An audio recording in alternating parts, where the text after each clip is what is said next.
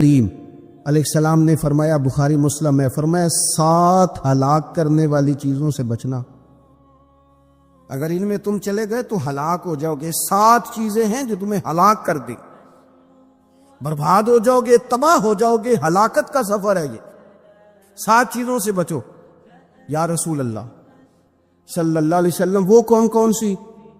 تو حضور نے فرمایا، اللہ کے ساتھ شریک نہ کرنا، ہلاک ہو جاؤ گے۔ دوسرا نبی پاک صلی اللہ علیہ وسلم نے فرمایا، جادو نہ کرنا، ہلاک ہو جاؤ گے، ہلاک۔ اور یار جسے حضور فرما رہے ہیں ہلاک ہو جائے گا، وہ بچے گا؟ نبی پاک صلی اللہ علیہ وسلم نے تیسرے نمبر پر فرمایا، جس شخص کے قتل کرنے کو اللہ نے حرام قرار دیا ہے اسے قتل نہ کرنا، ہلاک ہو جاؤ۔ چوتھے نمبر پر رسول پاک علیہ السلام نے فرمایا، سود نہ کبھی بھی کھانا، ہلاک ہو جاؤ گے، ہلاک۔ بڑی بڑی دلیلیں نہیں بینک والوں نے، بڑا سمجھایا تو حاجی صاحب مان گئے، محترم مان گئے، کہنے لگے نہیں جی نہیں، وہ کاروبار میں لگاتے ہیں۔ بڑے بھولے والے ہیں ہم، پتہ سارا ہے۔ اور دیکھو سب کاموں کے باوجود مستقل بینکوں میں پیسے اس اکاؤنٹ میں رکھے ہوئے ہیں جہاں سے مستقل سود آتا ہے۔ حضور نے فرمایا، نہ کرنا یہ کام۔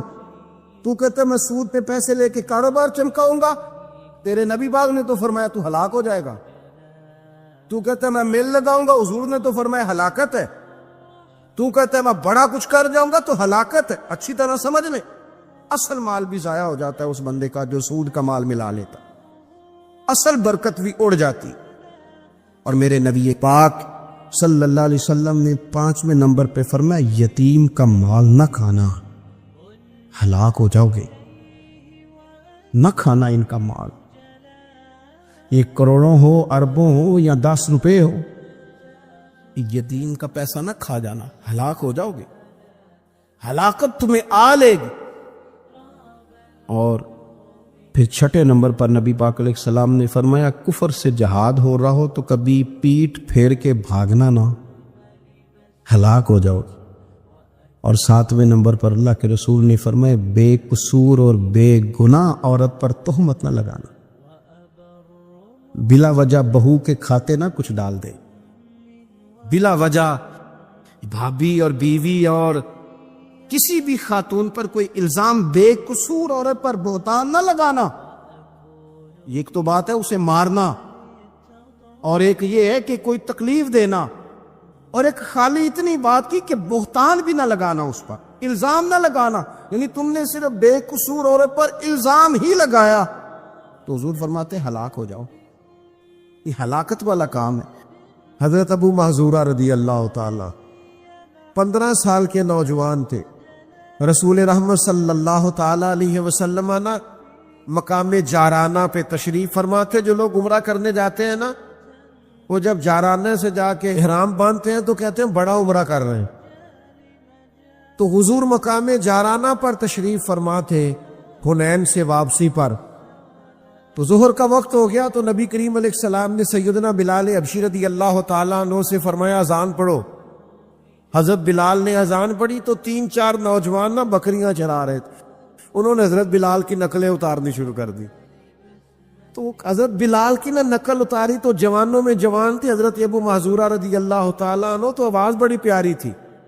تو ان کی طبیعت میں بھی نا جو جیسے بچوں کی طبیعت میں وہ ایک بات اٹھتی ہے، شغل کرنا، پیار کرنا، مزاح کرنا، دل لگی کرنا، وہ بھی دل لگی کرنے لگ کے حضرت بلال کی نقلیں اتارنے لگے۔ حضرت بلال کہتے اللہ اکبر اللہ اکبر تو وہ بھی کہتے، حضرت بلال کہتے اشہد ان لا الہ الا اللہ تو وہ بھی کہتے۔ وہ حضرت بلال کی بات دہرا رہے جناب ابو معذورہ۔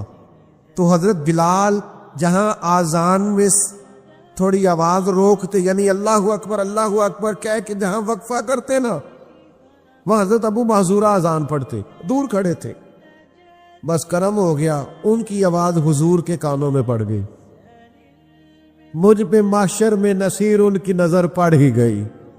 تو اذان مکمل ہوئی تو نبی کریم علیہ السلام نے حضرت مولا علی شیر خدا رضی اللہ تعالیٰ عنہ اور جناب زبیر ابن عوام رضی اللہ تعالیٰ عنہ سے کہا، ان نوجوانوں کو پکڑ کے لاؤ۔ وہ چاروں کو لے آئے۔ حضور نے فرمایا کون پڑھ رہا تھا اذان؟ تو چاروں ہی چوپ، حیا ہے، خجالت ہے، چپ کر کے، بچے بڑے پکے ہوندے جے، وہ 4 نوجوان ہیں. تو نبی کریم نے فرمایا کون اذان پڑھ رہا تھا؟ بولتے نہیں, چاروں چوپ ہیں, لباں تے موہراں لگیاں, بولن دی جاچ بھول گئی, اوتھے زباناں تائیں کھولن دی جاچ بھول گئی. جا کے مدینے اتھرو میرے سوال بن گئے, بولتے کوئی نہیں, جواب ہی کوئی نہیں دے رہے. تو یہ تو کریم محبوب ہے نا, حضور کو تو ساری حکمتیں آتی ہے نا. کریم فرمانے لگے چلو باری باری اذان سناؤ. ایک نے اذان سنائی تو فرمایا تو جا, دوسرے نے اذان سنائی تو فرمایا تو جا, تیسرے نے سنائی تو فرمایا تو جا, چوتھا نمبر حضرت ابو معذورہ کا لگ گیا. انہوں نے اذان سنائی تو فرمایا تو بیٹھ جا. مکتب عشق کا دستور نرالا دیکھا, اس کو چھٹی نہ ملی جس نے سبق یاد کیا. یہ جو فرما بردار ہوتے ہیں ان کے لیے چھٹیاں نہیں ہوتی, چھٹیاں تو بہانے بازوں کے لیے ہوتی ہیں. حضور نے فرمایا تو بیٹھ جا. حضرت ابو معذورہ کہتے ہیں میں بڑا ڈر رہا تھا کہ میں نے حضرت بلال کی نقل اتاری ہے, غلط کیا ہے, مجھے نہیں ایسا دل لگی کرنی چاہیے تھی. فرماتے ہیں اللہ کے محبوب علیہ السلام نے مجھے کہا سر سے امامہ اتارو. مجھے ڈر تھا گردن اتاری جائے گی. کہتے ہیں سرکار نے کہا امامہ اتارو, میں نے اتارا تو نبی پاک نے نا میرے سر پہ ہاتھ پھیرا, پھر میرے دل پہ ہاتھ پھیرا, پھر دعا کی اللہ اسے برکت بھی دے دے اور اسلام کی طرف ہدایت بھی دے دے. فرماتے ہیں دعا بھی پوری نہیں ہوئی تھی میں نے کلمہ پڑھنا شروع کر دیا. اجابت کا جوڑا, عنایت کا سہرا, دلہن بن کے نکلی دعائے محمد, اور اجابت نے جھک کر, یعنی قبولیت نے, اجابت نے جھک کر گلے سے لگایا بڑی ناز سے جب دعائے محمد صلی اللہ علیہ وسلم. فرماتے میں نے کلمہ پڑھ لیا, میں مسلمان ہو گیا. اب ذرا دیکھو نظر جو پڑ گئی ہے, نظر جو پڑ گئی. سودا لینے کے لیے بازار گئے ہم, ہاتھ اس کے بکے جس کے خریدار گئے ہم, لیکن بس مجھ پہ محشر میں نصیر ان کی نظر پڑ ہی گئی. کہتے پتہ حضور نے کیا فرمایا؟ فرمایا سن نا تو بلال کی نقلیں اتارتا ہے. یا رسول اللہ بات دل لگی کی. فرمایا سن پھر, بلال مدینے کے مؤذن اور آپ مکے کے مؤذن. فرماتے میں بکریاں چرانے کے لیے گھر سے نکلا تھا, میں بکریاں چرانے آیا تھا, مدینے والے نے خانہ کعبہ کا مؤذن بنا دیا. میں کعبے میں اذانیں دیتا, مجھ پہ محشر میں نصیر ان کی نظر پڑ ہی گئی. سے ثبوت نہ پوچھو میں تھو, اے پلا نظر کرم قد ہوئی, اے میں جانا یا دل بر جانے, اے غیر نہ جانے کوئی, مجھ پہ محشر میں نصیر ان کی نظر. میں بکریاں چرانے آیا اور میں حرم مکہ کا مؤذن بن گیا. وقول انظرنا, محبوب ذرا نظر رکھیے گا. اگر نظر پڑ گئی نا پھر کمال ہو جاتا ہے. تیری ایک نظر کا کمال ہے اور میری زندگی کا سوال ہے. اگر نظر ہو جائے, اگر نظر ہو جائے, اگر نظر کرم, سادہ بندہ, دیہاتی آدمی, کسی گاؤں کا رہنے والا, نبی پاک علیہ السلام کے لیے ترکاریاں, پھل, سبزیاں, دیہات کی سوغاتیں لے کے آتا, حضور انہیں شہر کے تحفے دیتے. بس پھر مجھ پہ محشر میں نصیر ان کی نظر پڑ ہی گئی. ایک دن حضور فرمانے لگے یہ ظاہر ہے یہ میرا دیہاتی ہے اور میں اس کا شہری ہوں. ہم دونوں دوست ہیں, یہ میرا دیہاتی ہے, میں اس کا شہری ہوں.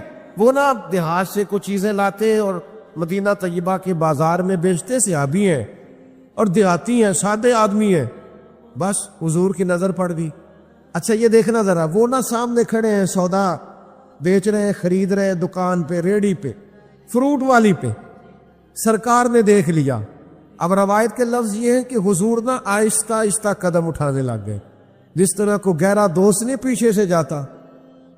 آہستہ آہستہ قدم اٹھاتے حضور پیچھے پہنچ گئے اور جا کے نا نبی پاک نے آنکھوں پہ ہاتھ رکھ لیا.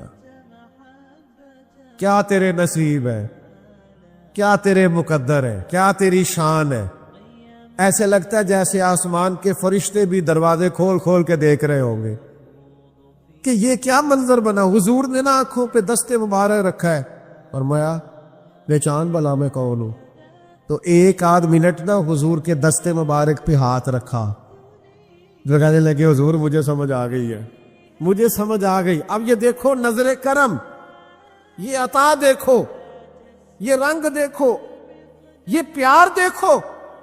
نبی کریم نے ان کا بازو تھاما اور حضور فرمانے لگے میں نے غلام بیچنا ہے، کوئی خریدے گا؟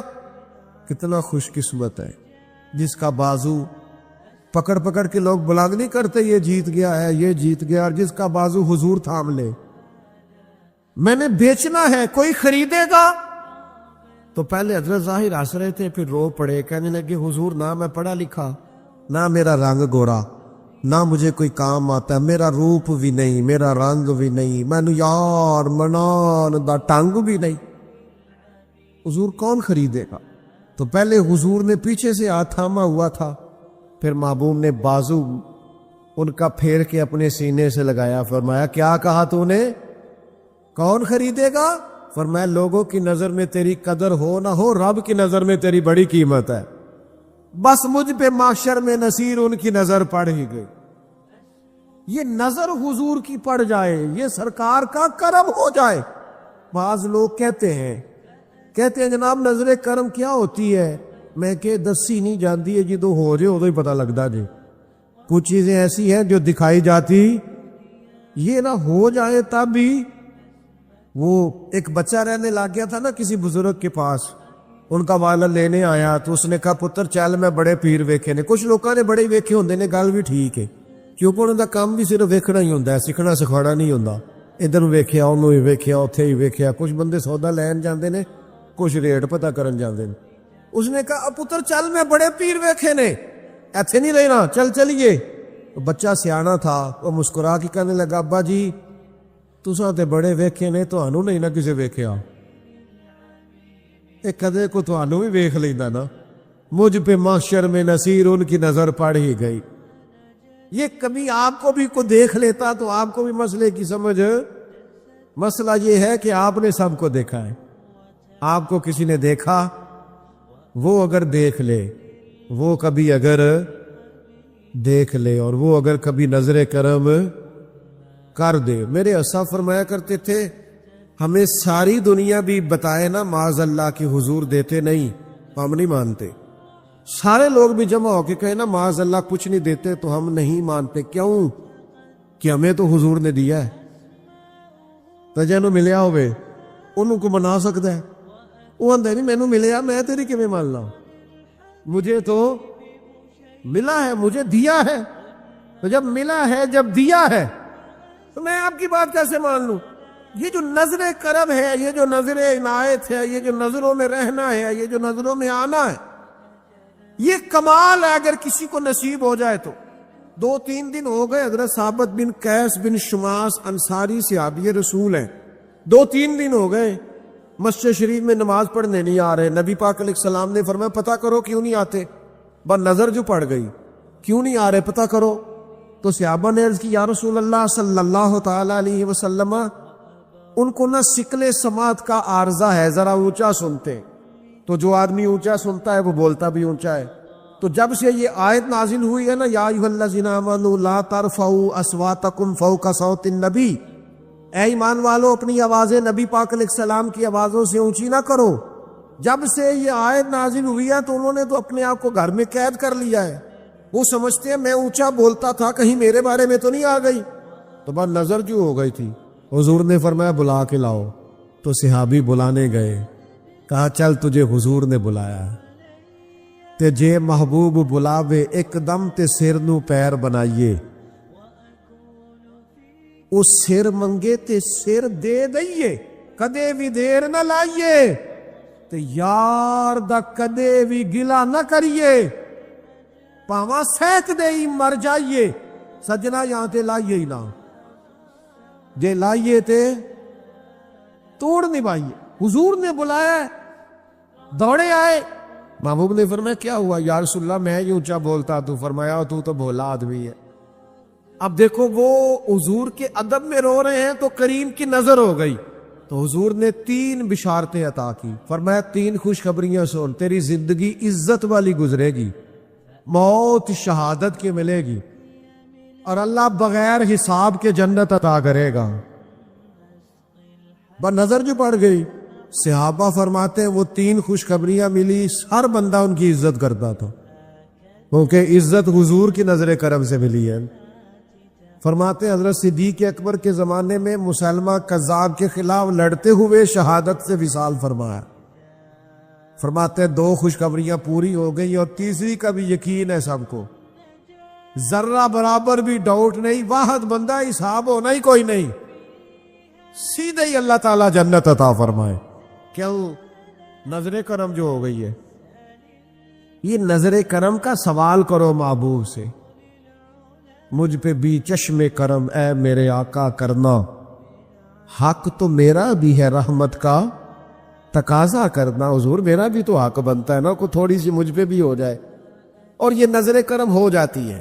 مسلم شریف میں موجود ہے، اونٹ دوڑا دوڑا آ گیا، اونٹ، انسان تو انسان رہے، جانوروں پہ بھی ہو جاتی ہے۔ ایک اونٹ دوڑا دوڑا آ گیا، آ کے نا نبی کریم کے کان میں کچھ کہا۔ حضرت تمیم داری رضی اللہ تعالیٰ عنہ حدیث کے راوی ہیں، فرماتے اس نے حضور کے کان مبارک میں کچھ کہا تو حضور نے نا اس کی گردن پہ دست شفقت دے رہا، فرمایا تو فکر نہ کر، اگر تو سچا ہے تو تیری مدد ہوگی، اور اگر تو جھوٹ بول رہا ہے تو تجھے تیرے جھوٹ کی سزا ملے گی۔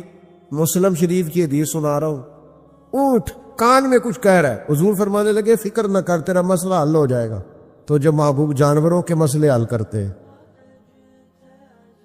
تو مجھ پہ بھی چشم کرم ہے میرے آقا کرما، حق تو میرا بھی ہے رحمت کا تقاضا کرنا۔ تو کہ اٹھاتا نہیں کسی کو بھی اپنے در سے، کہ تیری شان کے شایع نہیں ایسا کرنا۔ صحابہ نے پوچھا یا رسول اللہ اونٹ کیا کہتا ہے؟ تو محبوب فرمانے لگے یہ کہہ رہا ہے میرے مالک مجھے ذبح کر کے کھانا چاہتے، تو میں دوڑ آیا ہوں۔ تھوڑی دیر گزری تو وہ مالک بھی آ گئے، پیچھے پیچھے رسیاں پکڑی ہیں، چھرے پکڑے۔ حضرت تمیم داری کے لفظ ہے، فرماتے ہیں جب وہ مالک آئے نا اونٹ کے، تو اونٹ نا نبی پاک کے پیچھے چھپنا شروع ہو گیا، حضور کے پیچھے چھپ رہا ہے۔ اسے پتا ہے مجھے کون بچائے گا، اسے سمجھ آ رہی ہے مجھے کون بچائے گا، کون میری داد رسی کرے گا، اسے سمجھ آ رہی ہے۔ قربان جائیں میرے نبی پاک صلی اللہ علیہ وسلم نے جب اس کے مالک آئے تو نبی کریم علیہ السلام نے فرمایا تمہارا اونٹ کہتا ہے کہ میں نے بڑا عرصہ ان کی خدمت کی ہے، جب موسم سرد ہوتا تھا تو یہ میرے اوپر بیٹھ کر گرم علاقوں میں جاتے تھے، جب موسم گرم ہوتا تھا تو پھر میرے اوپر گھاس وغیرہ رکھ کے لاتے تھے، اور جب میں تھوڑا عمر رسیدہ ہو گیا تو پھر انہوں نے مجھے افزائش نسل کے لیے رکھ لیا، میری نسل سے ان کے کئی اونٹ۔ ٹھیک کہتا ہے یا رسول اللہ بالکل بات ایسے ہی ہے۔ تو حضور فرمانے لگے یہ کہتا ہے اب میں بوڑھا ہو گیا ہوں تو ذبح کر کے کھانے لگے۔ نبی کریم فرمانے لگے کیا کسی خدمت گزار کا یہ صلہ لوگ دیتے ہیں تم ذبح کرنے لگے ہو؟ تو یا رسول اللہ آپ ہمیں واپس کر دیں، نہ ہم ذبح کریں گے نہ کوئی سے تکلیف دیں گے۔ تو حضور نے فرمایا نہیں اب تو آ گیا کہ اب تو نظر کرم ہو گئی نا، مجھ پہ محشر میں نصیر ان کی نظر پڑ جو گئی، اب تو آ گیا۔ کریم فرمانے لگے بیچ دو میرے ہاتھ۔ یا رسول اللہ آپ رکھ لیں۔ فرمایا نہیں بھائی پیسے دوں گا۔ 100 دینار میں نبی پاک نے خرید لیا اور خرید کے فرمایا جا تو آزاد ہے، یعنی ہم اپنے جملوں میں بات سمجھائیں تو حضور نے فرمایا جا موج کر، تینوں کو نہیں پوچھتا، جا موج کر۔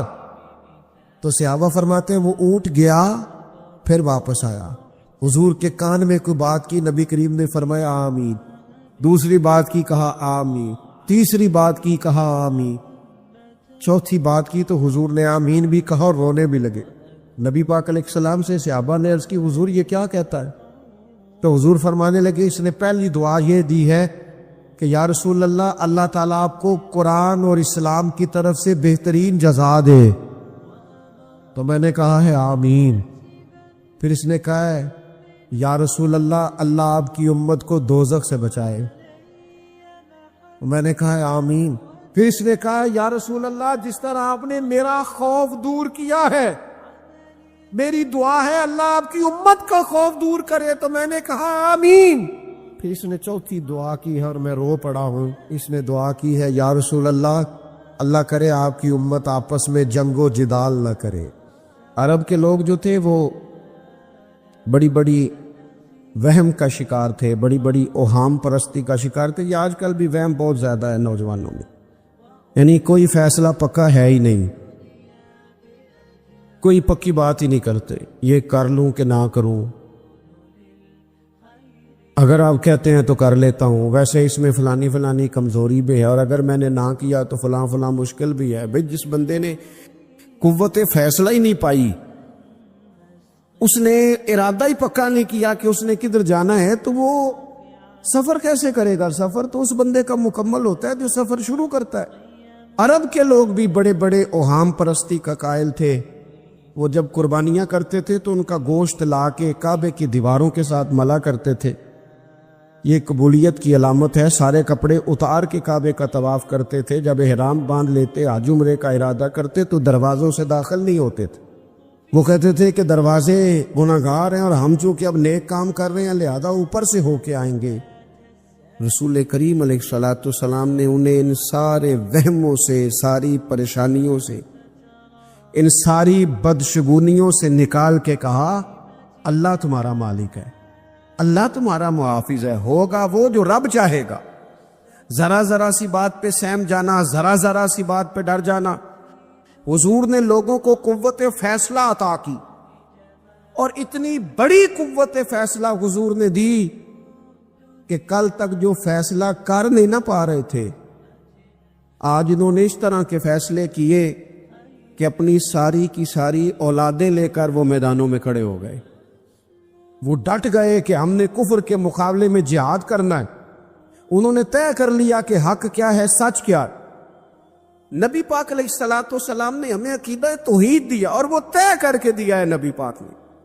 سجدہ سوائے اللہ کے کسی کو جائز، اگر کوئی عبادت کی نیت سے کرتا ہے تو سجدہ کفر ہے، اور اگر تعظیم کی نیت سے کرتا ہے تو حرام ہے۔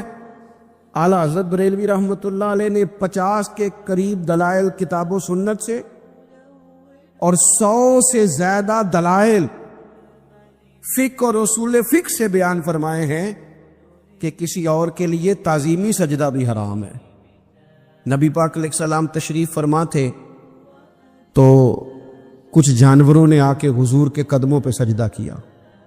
پیش نظر ہے وہ نوبہار، اور سجدے کو دل ہے بے قرار، روکیے سر کو روکیے، یہی تو امتحان ہے۔ کچھ جانوروں نے جب سجدہ کیا تو صحابہ عرض کرنے لگے یا رسول اللہ صلی اللہ تعالی علیہ وسلم ہمارا بھی دل کرتا ہے۔ تو حضور نے فرمایا بھی سجدہ سوائے رب کے کسی کے لیے جائز نہیں ہے۔ ہاں اگر جائز ہوتا تو میں خاتون سے کہتا کہ اپنے شوہر کو سجدہ کرے۔ نبی پاک علیہ الصلوۃ والسلام نے حد بندی کر دی۔ اور پھر دیکھیں یہ جو ہم میلاد مناتے ہیں نا، یہ میلاد اللہ تعالیٰ کی توحید کا بہت بڑا اعلان ہے۔ ہم کہتے ہیں نبی پاک کا میلاد ہوا، جس کا میلاد ہوتا ہے وہ خدا نہیں ہوتا، جو پیدا ہوتا ہے وہ رب۔ جب ہم میلاد منا رہے ہوتے ہیں تو ہم یہ بتا رہے ہوتے ہیں بھئی حضور خدا نہیں، حضور تو 12 ربیع الاول کو پیدا ہوئے۔ تو جو پیدا ہو، رب پیدا، لم یلد ولم یولد، اللہ تبارک و تعالی پیدا نہیں ہوتا، مالک تو ازلی ابدی شانیں رکھتا ہے۔ اس لیے عقیدہ توحید بندے کو مضبوط کر دیتا ہے۔ انسان جب عقیدہ توحید والا ہو جاتا ہے، اور نبی پاک علیہ السلام دنیا میں رب کی طرف بلانے آئے، وداعیا الی اللہ باذنہ وسراجا منیرا، حضور نے لوگوں کو اللہ کی جانب دعوت دی۔ جب انسان توحید والا ہو جاتا ہے تو مضبوط ہو جاتا ہے، وہ کسی سے نہیں ڈرتا، وہ سمجھتا ہے ہونا تو وہ ہے جو میرا رب چاہے گا، مجھے پریشان ہونے کی ضرورت کیا ہے۔ پھر اس کا بھروسہ بھی اللہ تعالیٰ پر، اس کی امیدیں بھی اللہ رسول سے، اس کی توجہات کا قبلہ بھی سارا ادھر ہی۔ تو حضور نے لوگوں کو عقیدہ دیا، مضبوط کیا۔ رسول پاک صلی اللہ تعالی علیہ وسلم نے ذہنوں کو پختگی عطا فرمائی۔ تو سب سے بنیادی چیز حضور کا جو احسان ہے وہ عقیدہ ہے۔ پھر بعض خاص طبقات پر حضور نے خاص احسان کیا۔ آج بھی پوری دنیا میں ڈنڈورا پیٹا جاتا ہے عورتوں کے حقوق کا، پوری دنیا کے اندر، اور بعض لوگ عورتوں کو بڑا دھوکہ دیتے ہیں، کہتے ہیں تمہیں حق نہیں ملتے لہٰذا تم سڑکوں پہ آ جاؤ، معاذ اللہ، تمہیں حق نہیں ملتے لہٰذا تم معاذ اللہ بازاروں کی رونق بن جاؤ۔ عورتوں کو بڑا پریشان کیا جاتا ہے حقوق کے تعلق سے۔ نبی پاک علیہ السلام کی آمد سے پہلے کوئی خاتون کے ساتھ سلوک اچھا نہیں کیا جاتا تھا، اس کا کوئی جائیداد میں حصہ نہیں تھا۔ عورت کا خامد اگر فوت ہو جاتا تو وہ اپنے سسرال کے خاندان کی پراپرٹی بن جاتی معاذ اللہ، اور جس کے مرضی چاہے سپرد کر دیتی۔ ہندوستان کے بعض علاقوں میں ایسی کبھی رسمیں بھی پائی جاتی تھی کہ بعض عورتیں اپنے خامد کے ساتھ جل جانا مناسب سمجھتی تھی کہ بعد میں کوئی زندگی تو ہوگی نہیں، اور بیوہ خاتون اور طلاق یافتہ خاتون، اس کے بارے میں تو لوگوں کا خیال تھا کہ شاید یہ خاتون بالکل سوسائٹی اور سماج کا حصہ ہی نہیں ہونی چاہیے۔ قربان جائیں، یہ اعزاز میرے نبی پاک نے دیا ہے۔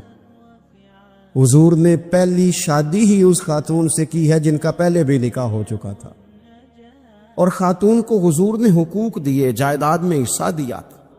کہا جو بیٹیوں کی بہنوں کی پرورش کر کے آئے گا اور اچھی پرورش کر کے انہیں روانہ کر دے گا، جس طرح میری 2 انگلیاں جڑی ہوئی ہیں میرے ساتھ جڑ کے جنت میں جائے گا۔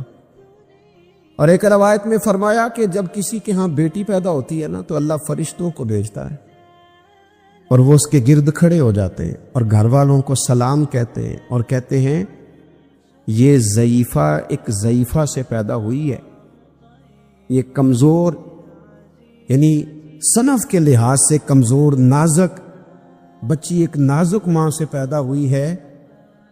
فرشتے کہتے ہیں جو اس کی پرورش کرے گا نا اللہ قیامت تک اس کی مدد کرے گا، اس کی ہمیشہ مدد ہوتی رہے۔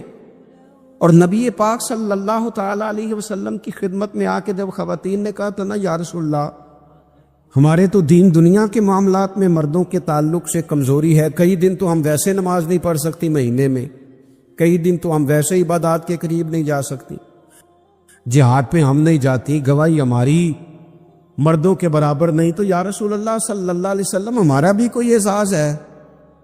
تو حضور نے فرمایا جب کوئی خاتون حاملہ ہوتی ہے نا تو اللہ اسے اتنا ہی ثواب دیتا ہے جتنا جہاد کرنے والے کو ثواب دیتا ہے، اور جب بچہ پیدا ہوتا ہے تو اللہ تعالیٰ اسے شہادت کا درجہ عطا کرتا ہے، اور جب وہ بچوں کو دودھ پلاتی ہے تو رب اسے غلام آزاد کرنے کا ثواب عطا کرتا ہے۔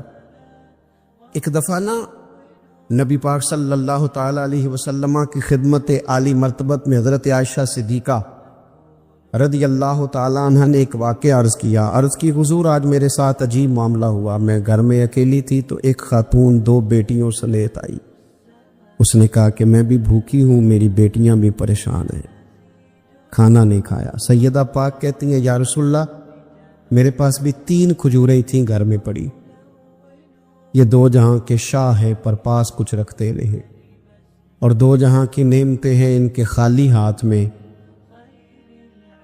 فرماتی ہیں وہ 3 کھجوریں میں نے ان 3 ماں بیٹیوں کو دے دی، ماں نے پہلے ایک کھجور دونوں بیٹیوں کو دی، پھر بچیاں وہ کھجور کھا کے ماں کی طرف دیکھنے لگی تو جو کھجور ماں کے پاس تھی اماں نے اس کے بھی 2 حصے کر کے بیٹیوں میں بانٹ دیے۔ حضرت عائشہ عرض کرنے لگی یا رسول اللہ میں نے یہ بڑا نرالا رنگ دیکھا ہے، ماں کا اپنے بچوں سے پیار کا انداز۔ تو حضور نے کیا فرمایا؟ نبی پاک علیہ الصلوۃ والسلام فرمانے لگے سن پھر اللہ تعالیٰ نے اس عورت پر جنت کو واجب کر دیا، فرمایا اللہ نے اسے جہنم سے دور کر دیا جو بیٹیوں کے معاملے میں آزمایا گیا، اور جس نے پھر ان کے ساتھ اچھا سلوک کیا۔ اپنا حضور کا عمل یہ تھا کہ حضور کی بڑی صاحبزادی سیدہ زینب رضی اللہ تعالیٰ عنہ، یہ حضور کی سب سے بڑی صاحبزادی ہیں، یہ بخاری میں آپ کو ملے گا کہ ان کی بیٹی جناب امامہ بنت زینب چھوٹی سی عمر تھی، تو جب حضور نماز کے لیے آتے تھے تو نواسی کو اٹھا کے ساتھ لے آتے تھے، اور وہ حضور نماز پڑھتے تھے تو وہ نبی پاک کے کندھوں پہ کھیلتی تھی۔ حضور نے عملاً بیٹیوں سے پیار کرنا سکھایا، بیٹیوں سے محبت کریں، بیٹیوں سے پیار کرو۔ بیٹیاں بڑی خیرخواہ ہوتی ہیں، بیٹیاں ماں باپ کی بڑی وفادار ہوتی ہیں، بیٹیاں بڑا خاص تعلق رکھتی ہیں۔ جوانوں آپ سے بھی کہوں گا بہنوں کی طرف توجہ رکھے، جو کسی کی بہن آپ کے گھر ہے اس کا بھی خاص احساس کرے، وہ بھی کسی کی بہن ہے، لیکن اپنی بہن کے ساتھ بھی خاص نسبت کا تعلق قائم رکھے۔ رشتوں میں اعتدال ہونا چاہیے، اس صنف کو نبی پاک علیہ السلام نے خاص کر کے نوازا ہے، اور ہمارا بھی ان کے ساتھ خاص رشتہ ہونا چاہیے۔ اسی طرح کا معاملہ یتیموں کے ساتھ ہے، کمزوروں کے ساتھ ہے۔ دیکھو آج نا ہمارے ہاں کمزوروں، غریبوں، مسکینوں، یتیموں کی مدد تو کی جاتی ہے، لیکن انہیں لوگ اپنے ماحول کا حصہ نہیں بناتے۔ یعنی کبھی گئے تو غریبوں میں آٹا بانٹا ہے، کبھی گئے تو غریبوں میں جا کے کپڑے تقسیم کر رہے، کبھی گئے تو غرباء کو کچھ وقتی طور پر کچھ ضروریات زندگی دے دی، کبھی عیدیاں بانٹ دی، کبھی سیلاب زدگان میں چلے گئے۔ غرباء کو کچھ نہ کچھ صدقات تو دے دیے جاتے، ان پر کچھ خیرات تو کر دیا جاتا ہے، لیکن انہیں سوسائٹی کا، ماحول کا حصہ نہیں بنایا جاتا۔ ایسا نہیں ہوتا کہ ان غرباء کے بچوں کو اٹھا کے بڑے شہروں میں لایا جائے، ان کی تعلیم کا خیال کیا جائے، انہیں اپنے ماحول میں رکھا جائے، ان کی بہترین پرورش کا بندوبست کیا جائے۔ کائنات میں بڑے لوگوں نے کام کیا ویلفیئر کا، بڑے لوگوں نے غریبوں کے ساتھ تعاون کیا، بڑے لوگوں نے محبت کی، سب قابل تعریف ہے۔ لیکن ہم نے یہ کیا کہ ان کی امداد تو کی، لیکن ان کی محرومیوں کا ازالہ نہیں کیا۔ اور وہ امداد لے رہے تھے تو ان کی پچھلی نسل بھی امداد لے رہی تھی، یہ نسل بھی امداد لے رہی، اور خدا نہ کرے کہ اگلی نسل کو بھی امداد لینا پڑے۔ میرے نبی پاک صلی اللہ تعالی علیہ وسلم کا انداز کچھ اس طرح کا ہے کہ امام بہقی نے لکھا ہے، حضرت بشیر بن عقبہ رضی اللہ تعالیٰ عنہ کہتے ہیں میرے والد انتقال کر گئے تھے، اور میں ایک جگہ پہ بیٹھ کر رو رہا تھا کہ نبی پاک صلی اللہ تعالی علیہ وسلم میرے قریب سے گزرے، کیوں روتے ہو؟ یا رسول اللہ میرے والد کا انتقال ہو گیا، میری والدہ رخصت ہو گئی۔ تو یہ ہمیں حضور نے سبق دیا ہے، یہ یتیموں غریبوں کا خیال رکھنے کا یہ بھی ایک نقطہ، یہ بھی انداز ہے۔ کائنات کا بڑے سے بڑا درد دل رکھنے والا بندہ یہاں تک نہیں جا سکتا جو میرے رسول کریم نے بیان فرمایا۔ کہتے ہیں نبی پاک علیہ السلام فرمانے لگے، بشیر بن عقبہ کیا تو اس بات پر راضی نہیں کہ میں تیرا باپ ہوں اور عائشہ تیری ماں ہو؟ آنا تجھے ہم شامل کر لیں اپنے گھرانے میں، آ جانا، مکمل تیرے معاملات کا خیال کیا جائے، تو آ جا۔ اتنا بڑا درجہ نبی پاک نے تو حضرت سلمان فارسی کے بارے میں بھی فرمایا کہ میں نے انہیں اپنی اہل بیت میں شامل کر لیا۔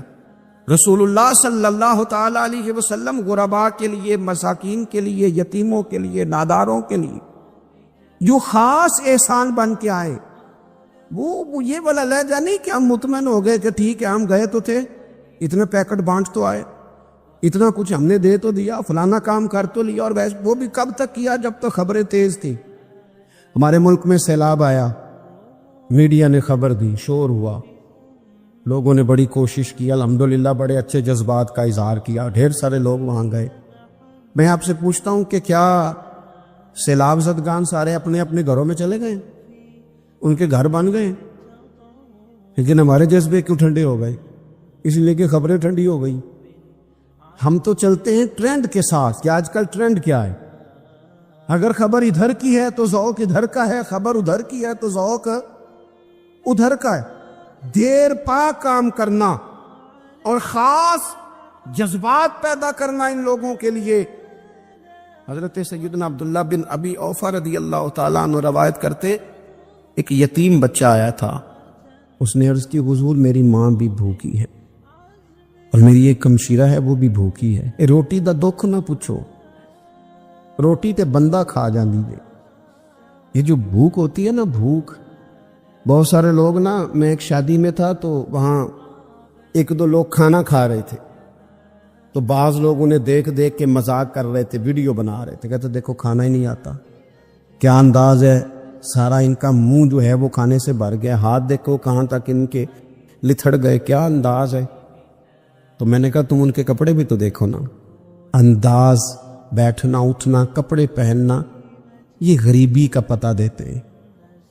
بھوک جب تیز لگی ہو پھر کھانے کے آداب لوگوں کو یاد نہیں رہتے، غربت نے میرے بچوں کو تہذیب سکھا دی، اب وہ سہمے ہوئے رہتے ہیں، شرارت نہیں کرتے۔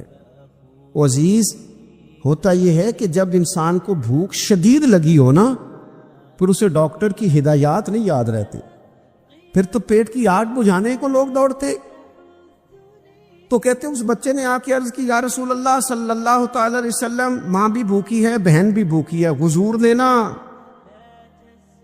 اسے 21 کھجوریں عطا فرمائیں۔ فرمایا 7 تیری، 7 تیری بہن کی، 7 تیری والدہ کی۔ اور یہ حضور نے 21 کھجوریں دیے، یہ نبی پاک نے 21 دیے، ہاں یہ حضور نے 21 دیے۔ اور حضور تو اشارہ بھی کر دینا تو پھر روٹی ساری زندگی ختم نہیں ہوتی۔ وہ حضرت ابو ہریرہ کو بھی ملی تھی، فرماتے ہیں میں کئی سال کھاتا رہا، 1 کلو کھجوریں تھی پر ختم ہی نہیں ہوئی۔ 21 کھجوریں حضور نے دیں۔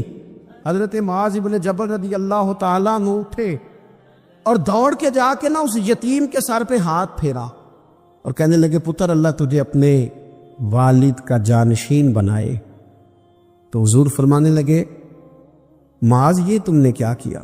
عرض کی، حضور اس بچے کی بات سن کے میرا دل بھر آیا ہے، محبت نے انگڑائی لی ہے، تم نے یتیم کے سر پہ ہاتھ پھیرا ہے، یہ دیکھو حضور کا رشتہ۔ نبی کریم فرمانے لگے، سن پھر، جس نے کسی یتیم کے سر پر محبت سے ہاتھ ہی پھیر دیا نا، تو اللہ ہر بال کے بدلے اسے ایک نیکی بھی عطا کرے گا، ایک گناہ بھی معاف کرے گا، اور ایک درجہ بھی بلند فرمائے گا۔